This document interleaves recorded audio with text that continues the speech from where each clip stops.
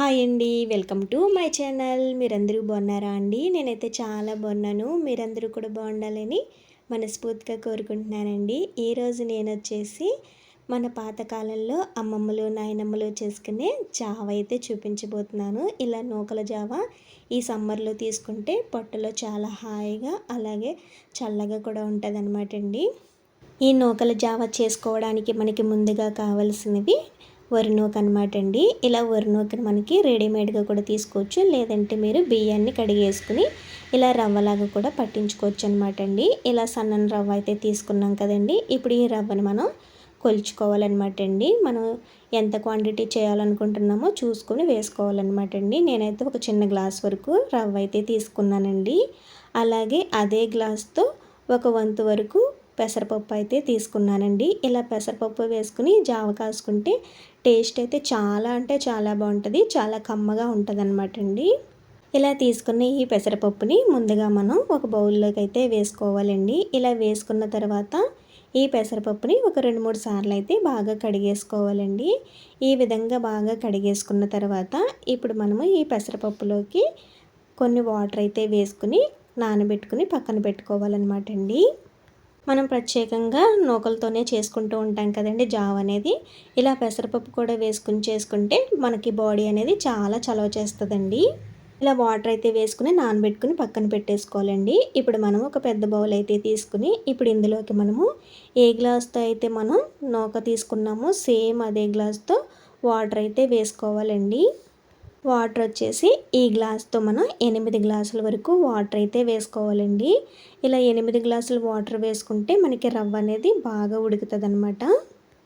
చూసారు కదా, ఇలా ఒక 8 గ్లాసుల వరకు వాటర్ అయితే వేసుకుంటే మనకి పర్ఫెక్ట్గా అయితే సరిపోతుంది అనమాట అండి. ఈ విధంగా వాటర్ అయితే వేసేసుకున్న తర్వాత ఇప్పుడు మనము ఈ వాటర్ని బాగా మరగనివ్వాలన్నమాట అండి. మీరు ఈ జావని కుక్కర్లో కూడా ప్రిపేర్ చేసుకోవచ్చు అనమాట అండి. చూసారు కదా, ఇలా వాటర్ అయితే వేసుకున్న తర్వాత ఈ వాటర్ని బాగా మరగనివ్వాలన్నమాట అండి. చూసారు కదా, వాటర్ అనేది బాగా మరిగింది కదండి. ఈ విధంగా మరిగిన తర్వాత మనం పెసరపప్పు అయితే నానబెట్టుకుని పెట్టుకున్నాం కదండి. ఇప్పుడు వాటర్ అనేది తీసేసుకుని ఇప్పుడు మనం ఈ పెసరపప్పుని ఈ వాటర్లో మరుగుతున్న వాటర్లోకి అయితే వేసేసుకోవాలండి. ఇలా వేసేసుకున్న తర్వాత మంచిగా కలుపుకుంటూ ఉడికించుకోవాలండి. చిన్న మంట మీద మాత్రమే మంచిగా కలుపుకుంటూ ఉడికించుకోండి. మనకి పెసరపప్పు అనేది ఒక 3 వంతుల వరకు ఉడికిపోయేటంత వరకు ఉడికించుకోవాలండి.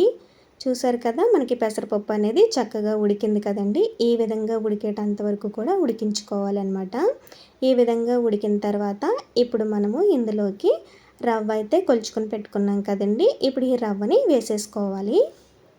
మనం వేస్తున్నది బియ్యం నూక కాబట్టి ఇలాగ కలుపుకుంటూ వేయాల్సిన అవసరం లేదండి, డైరెక్ట్గా వేసేసుకోవచ్చు, ఉండలేమీ కట్టవండి. ఇలా వేసుకున్న తర్వాత మంచిగా గరిటెతో కలుపుకుంటూ ఉడికించుకోవాలి. మనకి ఒక 2-3 నిమిషాలకే జావ అయితే రెడీ అయిపోతుందండి. మంట అనేది హై ఫ్లేమ్లో కాకుండా చిన్న మంట మీద నిదానంగా ఉడికించుకుంటే మనకి అడుగు మాడిపోకుండా మంచిగా ఉడుకుతుంది అనమాట అండి. ఇలా ఉడుకుతున్నప్పుడే మనం రుచికి సరిపడినంత సాల్ట్ అయితే వేసుకోవాలండి. ఇలా సాల్ట్ వేసుకున్న తర్వాత మరొకసారి బాగా కలుపుకోవాలండి. సాల్ట్ అనేది మరీ ఎక్కువగా అయితే పట్టదండి, చూసుకుని వేసుకోవాలి. చూసారు కదా, ఇలాగ మంచిగా కలుపుకుంటూనే ఉడికించుకోవాలి. చూసారు కదండి, జావ అనేది మనకి దగ్గర పడింది కదండి. ఈ విధంగా దగ్గర పడిన తర్వాత ఒకసారి రవ్వ అనేది ఉడికిందో లేదో చెక్ చేసుకోవాలండి. మనకి సాఫ్ట్గా ఉడకాలన్నమాట. వాటర్ అనేది మనం ఈ విధంగా తీసుకోవడం వల్ల మనకి పర్ఫెక్ట్గా అయితే సరిపోతుంది అనమాట అండి. చూసారు కదా, రవ్వ అనేది ఈ విధంగా సాఫ్ట్గా అవ్వాలన్నమాట. ఈ విధంగా సాఫ్ట్గా అయిపోయిన తర్వాత ఇప్పుడు మనము ఒకసారి బాగా కలిపేసుకుని స్టవ్ అయితే ఆఫ్ చేసేసుకోవాలండి. మనకి పల్చగా ఉంది అనేసి అనుకోకూడదనమాట. మనకి చల్లారిన తర్వాత కాస్త గట్టిపడుతుందండి. మీకు ఇంకా పల్చగా కావాలనుకుంటే ఒక గ్లాస్ వరకు వాటర్ కూడా యాడ్ చేసుకోవచ్చండి. చూసారు కదా, మనకి జావ అయితే రెడీ అయిపోయిందండి. ఇలా రెడీ అయిపోయిన ఈ జావని ఒక సర్వింగ్ బౌల్లోకి అయితే తీసుకుందామండి. ఇలా సర్వింగ్ బౌల్లోకి అయితే వేసుకుని ఇందులో ఒక 1/2 టేబుల్ స్పూన్ వరకు గానుగ నూనె అయితే వేసుకోవాలండి. ఇలా గానుగ నూనె వేసుకుని తినడం వల్ల చాలా అంటే చాలా బాగుంటుంది అనమాట. చిన్నపిల్లలకు కూడా ఈ విధంగా అయితే పెట్టవచ్చండి. మీరు ఇందులో కావాలనుకుంటే మజ్జిగ కూడా వేసుకుని తినచ్చండి, చాలా బాగుంటుంది. మనకి ఈ వేసవిలో ఇలా జావ చేసుకుంటే టేస్ట్ అయితే చాలా బాగుంటుంది. మరి పిల్లలు కాదండి, పెద్దవాళ్ళు కూడా అందరూ కూడా తీసుకోవచ్చు అనమాట అండి. మార్నింగ్ బ్రేక్ఫాస్ట్లా తీసుకుంటే మనం రోజంతా కూడా చాలా యాక్టివ్గా కూడా ఉంటామండి. అలాగే మనకి డైజెషన్ కూడా చాలా ఈజీగా ఉంటుందన్నమాట. బాడీలో మనకి హీట్ని కూడా తగ్గిస్తుంది అనమాట అండి. తప్పకుండా ఈ జావని చేసుకు తినండి. మనం ఈ నూకల జావలో గాను నూనె కాకుండా ఆవకాయ పచ్చడి కూడా వేసుకు తింటే టేస్ట్ అయితే చాలా బాగుంటుంది అనమాట అండి.